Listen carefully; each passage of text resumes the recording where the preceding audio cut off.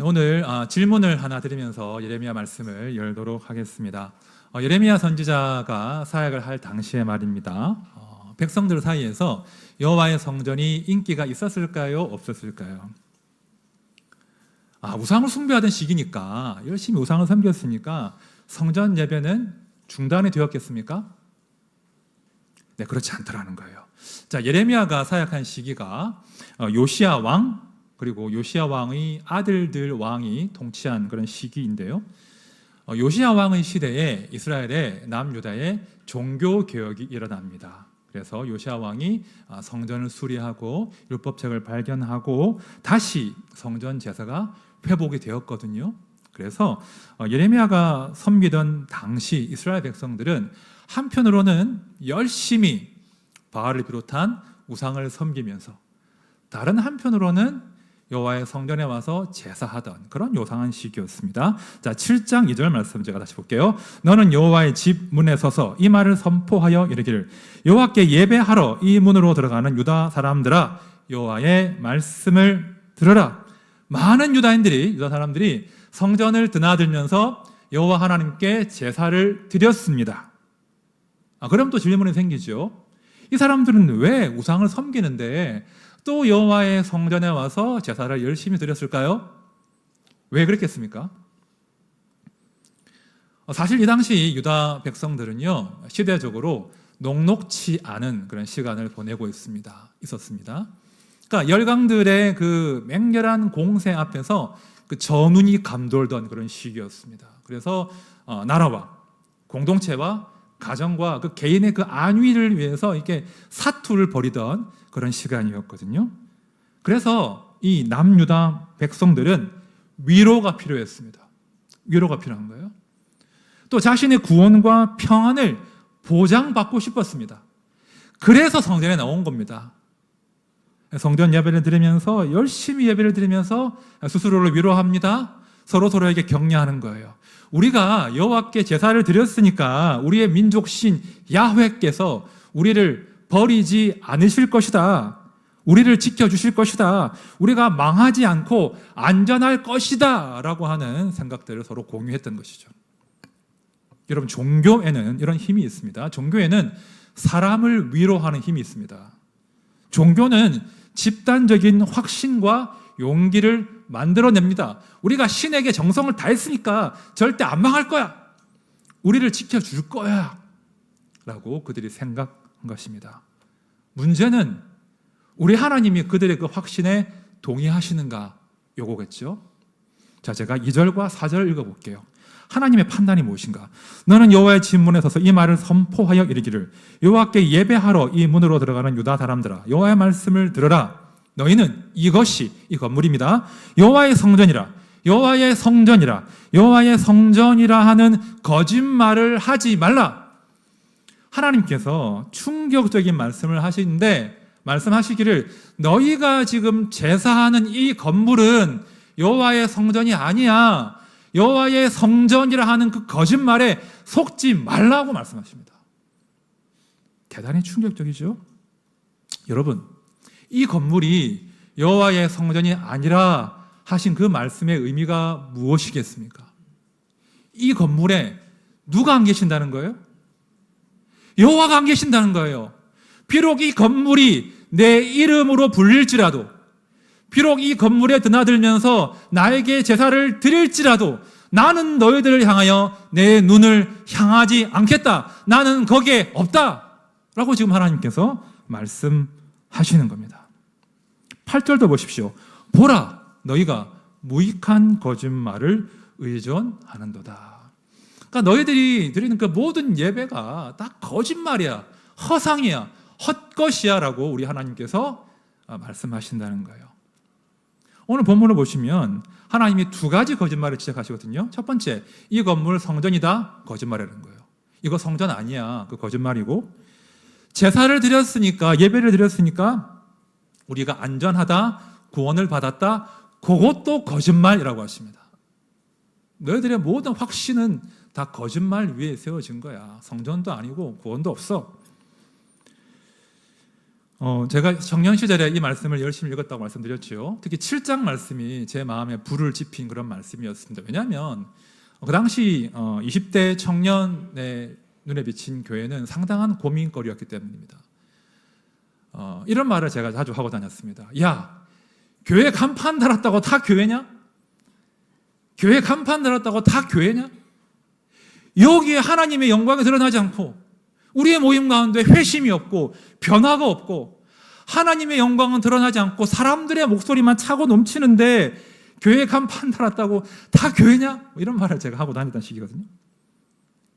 혹시 우리가 교회 놀이, 예배 놀이, 목사 놀이 하고 있는 것 아닌가 하는 그런 고민을 했던 시기였습니다. 여러분, 제가 교회 놀이, 목사 놀이 이런 표현을 썼는데 놀이가 무슨 뜻입니까? 뭡니까? 놀이는요, 나 재밌자고 하는 거예요. 나 좋으려고 하는 게 놀이예요. 그러니까 교회가, 예배가, 목회가 나 재밌으려고, 나 좋으려고 하면 놀이가 되는 거예요. 하나님의 이름을 빙자해서 내 놀이하게 되는 겁니다. 자, 오늘 본문을 보시면 그렇게 하나님은 사라져버리고 나 좋으려고 드린 그 성전의 예배가 어떤 결과를 낳았는지를 정확하게 말씀하고 있거든요. 제가 3절과 5절을 볼게요. 만군의 여호와 이스라엘의 하나님께서 이와 같이 말씀하시되 너희 길과 행위를 바르게 하라. 그리하면 내가 너희를 이곳에 살게 하리라. 5절도 보십시오. 너희가 만일 길과 행위를 참으로 바르게 하여 이웃들 사이에 평화를 행하며. 자, 길과 행위는 생활과 행실, 삶의 태도를 말하는 겁니다. 이게 무슨 말씀이냐면 너희가 열심히 성전을 드나들고 제사를 드리고 있지만 너희의 생활 태도, 생활과 행실은 전혀 바르지 않구나. 전혀 나와 상관이 없구나. 이 어찌된 일이냐라고 말씀하시는 거예요. 여러분, 여호와의 성전은 우상의 신전과 다릅니다. 여호와의 성전은 하나님과 이스라엘 백성들이 그 맺은 사랑의 언약을 재확인하는 공간이에요. 그래서 이스라엘들이 죄를 씻고 다시 하나님의 정결한 신부로 재창조가 되는 공간이 성전이에요. 그래서 성전의 제사와 삶의 행실은 결코 떨어질 수가 없는 거예요. 제가 설명을 드리겠습니다. 여러분, 결혼식 하고 결혼 생활 시작하셨죠? 네. 결혼식 왜 합니까? 결혼 생활 잘 하려고 하는 겁니다. 맞죠? 그런데 결혼식 때 막 진짜 비싼 데서 막 진짜 비싼 반지 주고받고 막 신랑이 막 축가 부르고 무릎 꿇고 막 큰절하고 그렇게 했는데 결혼 생활이 엉망이에요. 이 신랑이 결혼 기념일마다 정성을 다해서 선물을 갖다 바치는데 그때뿐이에요. 결혼 생활은 엉망이에요. 여러분, 결혼 생활이, 부부 생활이 엉망이면 그 결혼식의 화려함과 그 결혼식의 축가와 그 결혼 기념일의 반지가 무슨 소용이 있겠습니까? 오히려 가증스러운 거예요. 내가 괜히 이 인간하고 결혼해가지고 그런 꼴이 나는 거죠. 그러니까 이스라엘 백성들이 하나님과 언약을 맺었으나 언약을 확인하는 시계는 열심이었으나 그 생활이 하나님과 상관이 없었다는 거예요. 10절 말씀 보십시오. 내 이름으로 일컬음을 받는 이 집에 들어와서 내 앞에 서서 말하기를 우리가 구원을 얻었나이다 하느냐? 이는 이 모든 가증한 일을 행하려 함이로다. 자, 10절을 보시면 이스라엘 백성들이 이상한 신학을 발전시킨 거예요. 우리가 성전에서 제사를 드렸지, 우리의 죄가 깨끗하게 용서받았지, 우리가 구원 얻었지, 안전하지, 그러니 죄 지어도 벌 안 받지, 그러니 제사를 드리고 성전을 나가는 순간 더 급하게 죄를 지으러 달려가는 거예요. 왜? 죄 지어도 제사를 드리면 되니까요. 그럼 벌 안 받으니까요. 괴상한 신학이 만들어진 거예요. 그래서 하나님의 복을 받기는 정말 원하지만 하나님의 다스림 받기는 원치 않는 거예요. 하나님과 동행하기는 원치 않는 거예요. 하나님이 탄식하십니다. 11절입니다. 내 이름으로 일컬음을 받는 이 집이 너희 눈에는 도둑의 소굴로 보이느냐? 보라, 나 곧 내가 그것을 보았노라. 여호와의 말씀이라. 하나님이 성전을 보고 도둑의 소굴이라고 하시죠. 너희가 이 건물에서 허가낸 도둑들을 양산하고 있구나, 이 말씀이에요. 이 건물이 도둑들 공장이 되었구나. 하나님이 한탄하십니다. 오늘 본문이 무겁지요? 자, 오늘 여기까지 오늘 본문의 내용입니다. 여러분, 다 아는 또 유명한 본문이거든요. 오늘 본문이 다 아는 내용인데요. 자, 오늘 본문이 보여주는 게 뭐겠습니까? 혹은 구약의 역사가 우리 사람에 대하여 증언하는 것이 무엇이겠습니까? 그게 뭐냐면요, 사람은 결국 하나님이 아니라 자기 욕망을 섬기다가 죄 가운데 망하는 존재라는 거예요. 사람은 결국 하나님의 성전을 더럽히는 존재, 길과 행위를 바르게 할 수 없는 존재다. 이것이 예레미야와 구약의 일관된 증언입니다. 여러분, 우리가 이 유다 백성보다 낫겠습니까? 우리가 예배를 열심히 드렸으나 길과 행위를 바르게 하지 않아 심판받은 그들과 무엇이 다르겠습니까? 똑같지요. 우리 다 죄인입니다. 마틴 루터가 이렇게 죄를 정의하잖아요. 죄란 자기에게로 굽은 것이다. 죄란 자기에게로 굽은 것이다 라고 죄를 정의하는데, 실로 우리 모두가 죄인 아닙니까? 제가 목회자로 살지만 소름 끼치게 제 안에 발견하는 죄성들이 막 드러납니다. 결국 나는 하나님보다 나를 더 사랑했던 거네, 요구하게 되는 거예요. 결국 나는 하나님의 영광보다 나의 목회적인 신념이나 목표를 더 중시했던 거네, 요구하게 되는 겁니다. 결국 나는 하나님 자체를 기뻐하고 즐거워하기보다는 하나님 주신 선물에 목말랐던 거네. 제가 성도로, 목사로 저의 죄성을 거듭거듭 확인하게 됩니다. 다 마찬가지 아니십니까? 우리 모두가 자기에게로 굽은 사람들이에요. 우리가 하나님을 예배하나 온전히 하나님을 즐거워할 수도 없고요, 더 나아가서 우리의 길과 행위를 바르게 할 수도 없습니다. 하나님이 원하시는 삶을 살아낼 수가 없다고요. 이것이 구약에 보여주는 인간의 전적인 낭패와 무기력입니다. 자, 그렇다면 어떻게 살아야 되겠습니까? 이제 어떻게 해야 되겠습니까? 이제 우리가 어디로 우리의 눈을 돌려야 되겠습니까? 다시 이 악물고 잘 살면 됩니까? 그래, 정신을 차리자. 이래 하면 됩니까? 되던가요? 말씀이 뭐라고 하죠? 예수를 바라보러 가잖아요. 우리가 다시 예수 그리스도에게로 우리의 시선을 고정해야 되는 거예요. 여러분, 구약에서 하나님의 사람들이 더럽힌 그 하나님의 성전을 결국 누가 깨끗하게 재건하십니까? 예수님이 하시잖아요. 신약으로 넘어와서 예수님께서 성전에 들어가시거든요. 성전에 들어가서 뭐라고 하십니까? 어떤 일을 하십니까? 뒤집어 엎으시잖아요. 그죠? 장사치들의 상을 엎으시고 짐승들을 노끈으로 채찍 만들어 내쫓으시고, 그런 다음에 뭐라고 호통을 치십니까? 오늘 예레미야 그 말씀 그대로 호통을 치시는 거예요. 기록된 바 내 집은 기도하는 집이라 일컬음을 받으리라 하였거늘 너희는 강도의 소굴을 만드는도다. 여러분, 사복음서가 이 말씀을 다 기록해요. 사복음서가 이 말씀을 다 기록해요. 하나님이 오래오래 지금 참고 계셨던 거예요. 너희가 내 집을 강도의 소굴로 만들고 있구나. 자, 그런단 말입니다. 요한복음을 보면 이 말씀에 더해서 하나님이, 우리 주님이 중요한 말씀을 덧붙이십니다. 이런 말씀이에요. 너희가 이 성전을 헐라. 내가 사흘 동안에 일으키리라. 그래, 너희가 더럽힌 이 성전 헐어버리자. 헐자. 하지만 내가 사흘 만에 다시 성전을 일으키겠다라고 하십니다. 여러분, 지금 주님이 말씀하시는 성전이 어디에 있습니까? 무엇입니까? 누구십니까? 예수 그리스도. 이는 성전된 자기 육체를 가리켜 말씀하신 것이라. 예수께서 성전이라고 하십니다. 내가 성전이라는 거예요. 그래 너희가 더럽힌 이 성전 허물어질 것이다. 허물어 버려라. 내가 죽을 것이다. 그러나 내가 다시 살아나 이 성전을 새롭게 할 것이다 라고 말씀하십니다. 이 말씀대로 우리 주님은 십자가 위에서 죽으셨고요, 3일 만에 부활하신 거예요. 친히 우리의 성전이 되시기 위해서, 사람이 더럽혀서 더 이상 하나님의 눈이 머물지 않는 그 성전을 헐어버리고 예수가 친히 성전 되신 것입니다. 우리는 성전 되신 예수 안에서 하나님과 화목할 수 있잖아요. 왜요?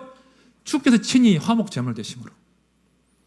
우리는 성전 되신 예수 안에서 하나님께 당당히 나아갈 수 있잖아요. 왜요? 우리가 예수로 옷 입은 자가 되었으므로. 더 나아가 심지어 사도 바울은요, 이제 우리가 성전이라고 하는 거예요. 자, 고린도전서 3장 16절 말씀 같이 읽어봅시다. 시작.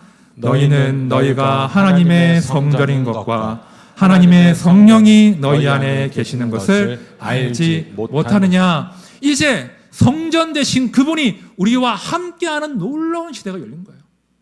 이제 우리의 몸과 우리의 영혼이 하나님이 거하시는 성전 된 거예요. 여러분, 우리 주님이 왜 이 땅에 오셨습니까? 사람이 타락시킨, 망하게 만든 그 성전을 헐어버리고 다시 당신께서 성전 되기 위해 오신 거예요. 그리고 우리와 함께 거하시기 위해서 우리를 성전 삼으시려고 오신 거예요. 우리가 예수로 옷 입는다, 이게 무슨 말인고 하니 우리가 성전 되었다는 거예요. 와, 내 몸에, 내 영혼에 그 크신 하나님이 당신의 모든 영광과 사랑과 구원과 용서의 마음으로 우리와 함께 하시는 거예요. 우리를 한없이 품어주시고 동시에 하나님을 담은 자로 하나님의 사랑과 공의로 살아갈 능력으로 우리 가운데 함께 거하시는 거예요. 그것이 교회의 영광이에요. 하나님이 함께 하시기 때문에 하나님께 완전히 용납받고 하나님과 함께 하기 때문에 하나님의 공의와 사랑을 살아낼 수 있는 특별한 존재가 바로 교회인 것입니다. 자, 오늘 우리가 예레미야 말씀을 보았단 말입니다. 상당히 불편한 말씀이에요. 상당히 설교 준비 쉽지 않았습니다. 한편 그런 마음 듭니다. 그건 뭐 옛날에 성전이 타락했던 시기에 관한 말씀이니 지금 우리와는 상관이 없지 않습니까? 라고 하실 수도 있겠어요. 하지만 저는 그렇게 보지 않습니다. 이 예레미야 7장은 여전히 주의 몸된 교회가 마주하고 있는 현실입니다. 지금은 선지자가 없지요. 지금은 선지자가 교회를 향하여 외치지 않습니다. 오히려 세상이 교회를 향하여 경고하는 시대가 되었습니다. 세상이 교회를 향하여 너희들 교회 아니라고 합니다.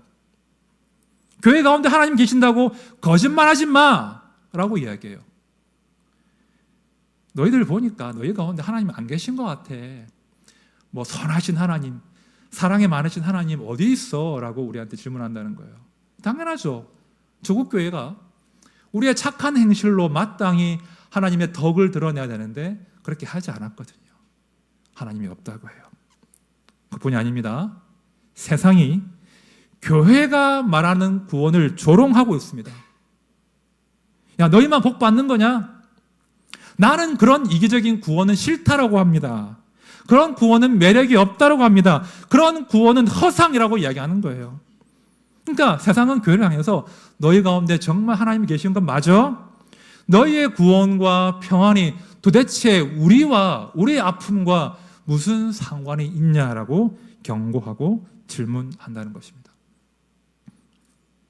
이제 이 땅의 교회가 답을 해야 됩니다. 나름의 답을 찾아야 돼요. 여러분, 우리 하나드림 교회가 어떤 교회가 되면 좋겠습니까?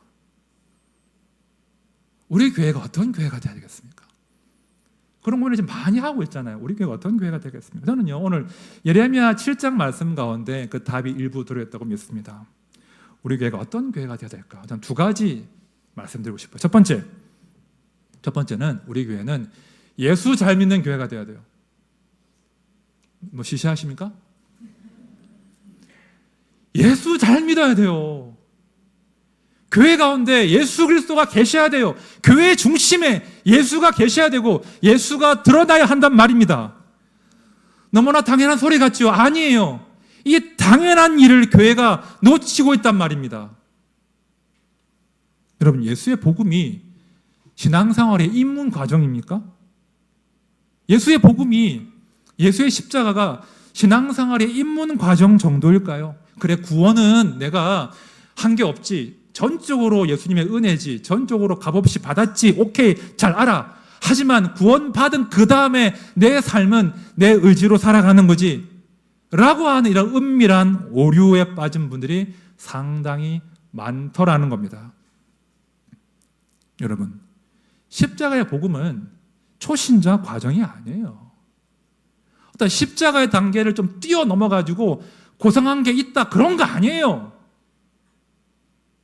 십자가를 교회 입문 과정 정도로 여기기 때문에 조국 교회 가운데 복음의 능력이 없는 겁니다.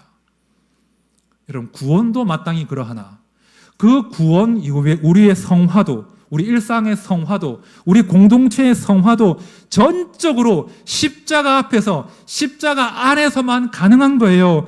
나를 떠나서는 너희가 아무것도 할 수 없다고 하셨잖아요, 우리 주님께서. 나를 떠나서는 너희가 아무것도 할 수 없습니다. 성도는요, 매일매일 십자가 앞에서 자기를 발견해야 돼요.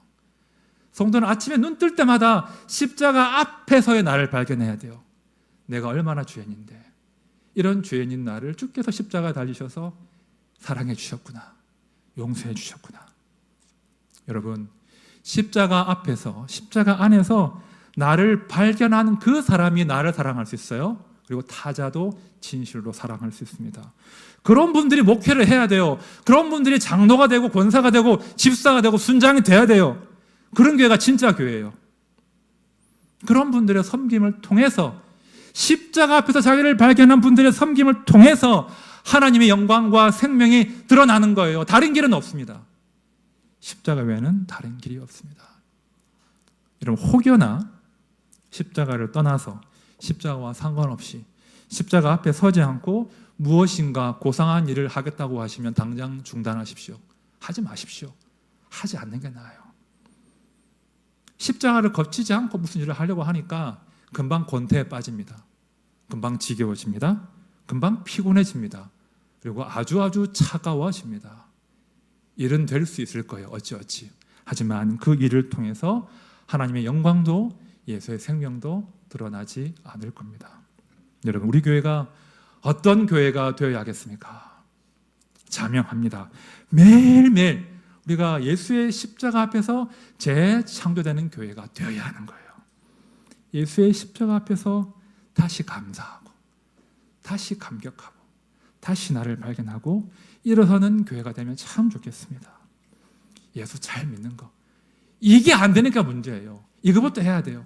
내가 예수 잘 믿겠습니다. 그래서 내가 예수의 그 십자가 앞에서 그 십자가의 능력으로 겸손하게, 행복하게 사랑하고 섬기는 그런 교회 되겠습니다.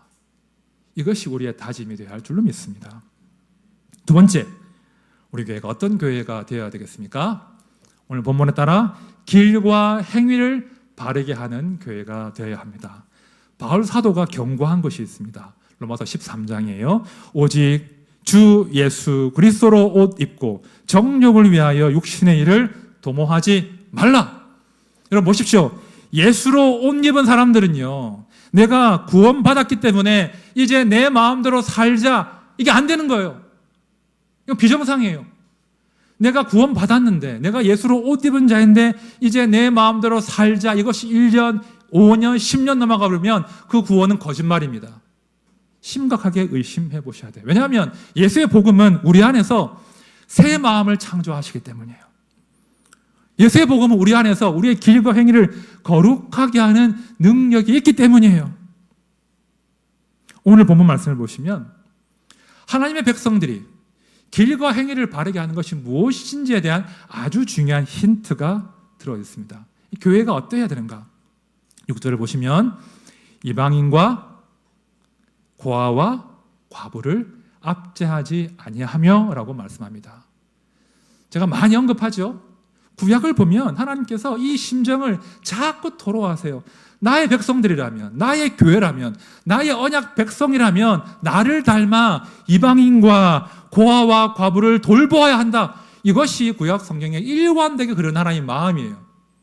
부정할 수 없습니다. 달리 해석할 수가 없습니다. 여러분, 하나님의 구원과 사랑을 받은 사람들은요, 하나님께서 관심 가지신 사람들에게 관심을 가질 수밖에 없습니다. 예수의 긍휼을 맛본 사람들은 결국 긍휼의 마음으로 이웃을 섬길 수밖에 없습니다. 우리 교회에 이웃사랑팀이라고 있습니다. 팀장님과 함께 작년부터 막 꿈을 나누면서 과연 누가 우리의 강도 만난 이웃일까? 우리의 이웃이 누구일까? 이런 대화들을 많이 나눴습니다. 그런데 오래지 않아 서로의 마음이 모아졌습니다. 자립준비 청년, 그리고 미혼모, 조손가정, 이들을 좀 돕자, 이렇게 마음이 진지하게 모아졌습니다. 자립준비 청년은 이제 부모님이나 보호자가 안 계셔서 시설에 머물고 있다가 성인이 되어서 독립해야 하는 너무나 막막하고 외로운 그런 청년들이 자립준비 청년이죠. 미혼모, 조손가정은 부모님이 안 계셔서 할아버지나 할머니가 이제 아이들 키우는 그런 가정입니다. 이들을 좀 도웁시다. 이런 꿈들을 작년 말부터 열심히 나누었습니다. 그리고 이제 조만간 사역을 킥오프하기 위해서 이제 막바지 준비를 하고 있습니다. 사실은 굉장히 고민이 많이 필요하고 쉽지 않은 과정인데요. 제가 한 번은 팀장님께 그랬습니다. 집사님, 우리 너무 복잡하게 생각하지 말고 그런 청년들한테 겨울에 따뜻한 옷 한 벌 사주고 외투 사주고 신발 사줍시다. 이렇게 제가 말했습니다. 여러분, 옷과 신발은 굉장히 의미가 있습니다. 자신의 어떤 자존감과 연관된 굉장히 중요한 게 옷과 신발이거든요. 우리 옷 사줍시다. 외투, 신발 신깁시다. 제가 사실 좀 사연이 있거든요. 제가 겨울 외투와 신발에 관한 애환이 있습니다. 외투에 관한 말씀만 드리면, 제가 이제 서울서 이제 대학 생활을 하는데 부산보다 추우니까 제가 입고 있던 얇은 외투로는 안 되어서 이제 외투가 필요한데 돈이 없으니까 몇 달 돈을 모아가지고 제가 이제 알바해서 겨울 파카를 한 벌 샀습니다. 뱅뱅이라고 하는 브랜드가 있거든요.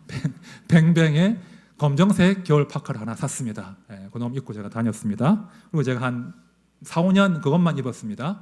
근데 군 생활을 하는데 저희 맏 고참이 제대를 할 때 저보고 같이 좀 시내에 나가자는 거예요. 시내에 나가서는 내가 너 파카 한 벌 사주고 싶다. 너 맨날 그것만 입고 다니니까 내가 마음이 안 좋더라. 파카 한 벌 사자 그러는 거예요. 네가 한번 골라봐 그러는 거예요. 그럼 그 시내에는 나이키도 있고 아디다스도 있고 좋은 게 많은데 하필 제가 르카프를 골랐습니다. 좀 마음이 좀 죄송해서 르카프에 들어갔어요.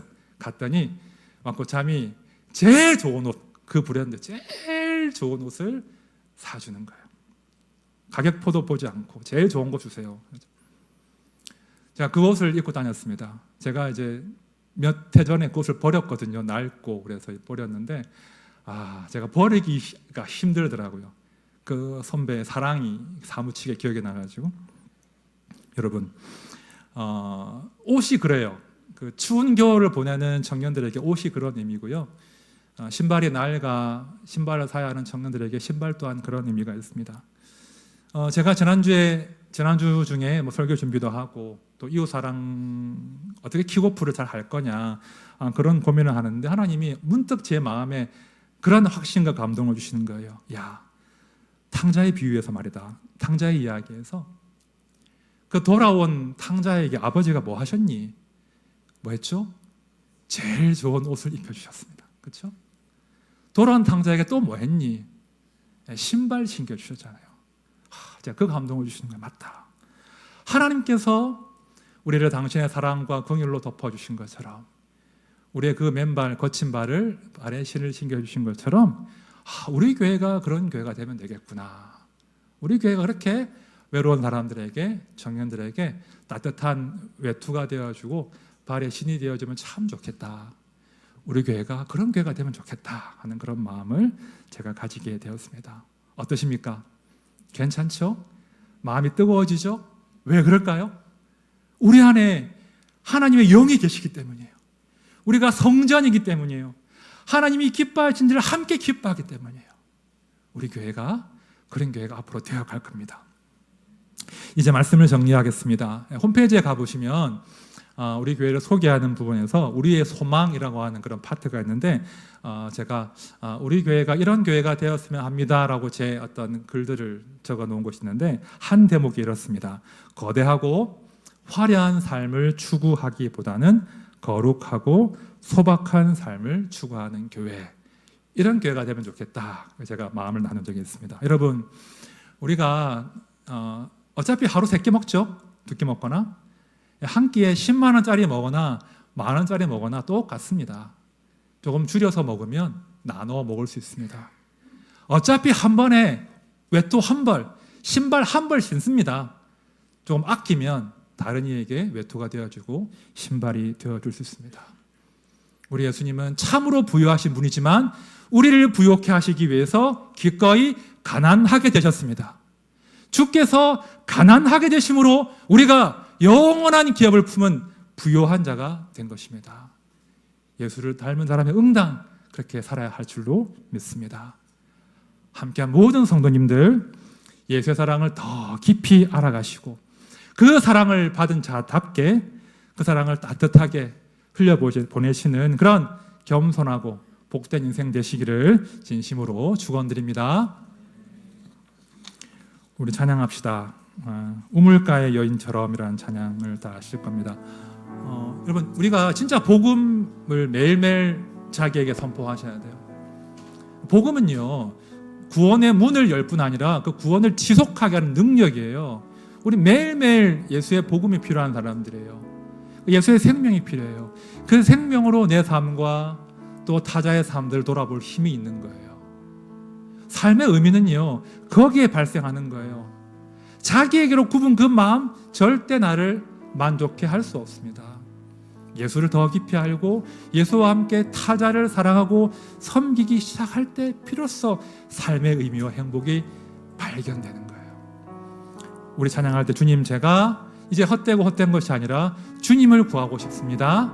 또한 내가 만난 그 주님을 전하고 사랑으로 증거하는 삶을 살게 해주십시오. 우리 함께 찬양합시다.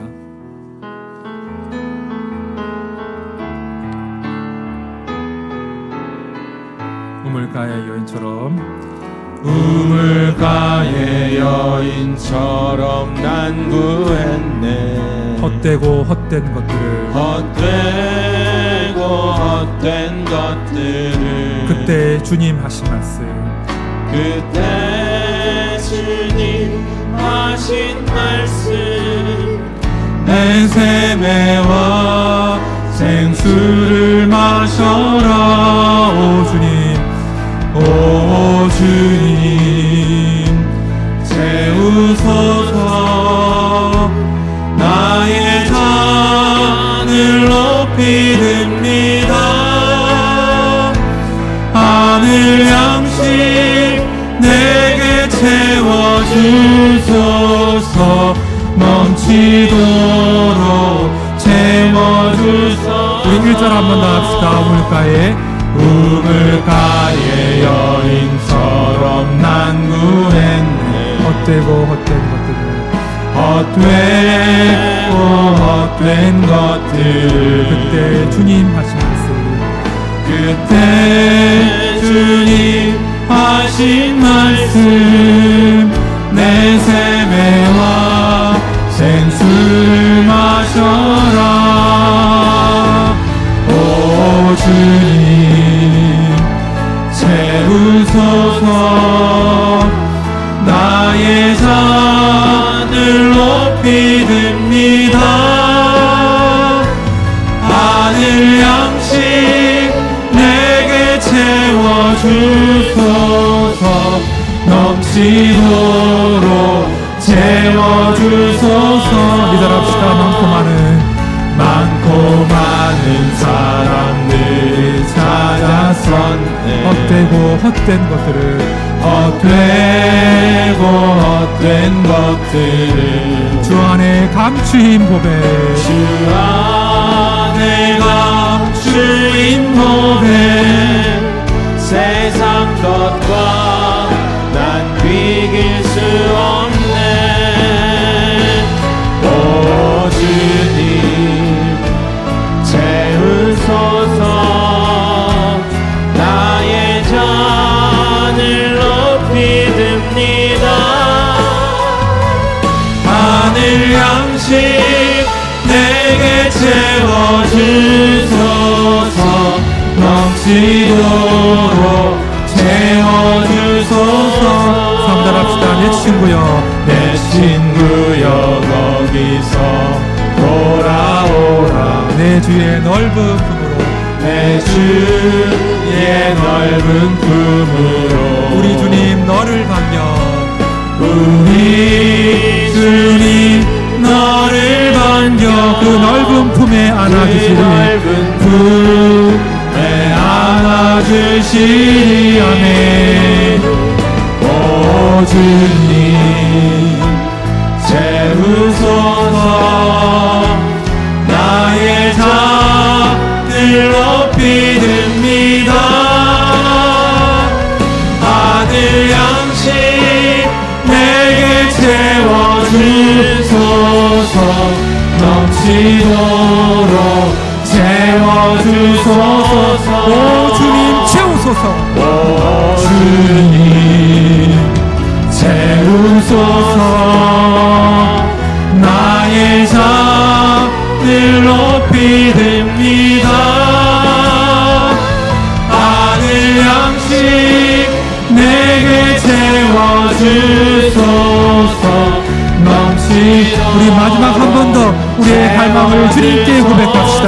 오 주님, 오 주님 채우소서. 나의 잔을 높이 듭니다. 하늘 양식 내게 채워주소서. 넘치도록 채워주소서.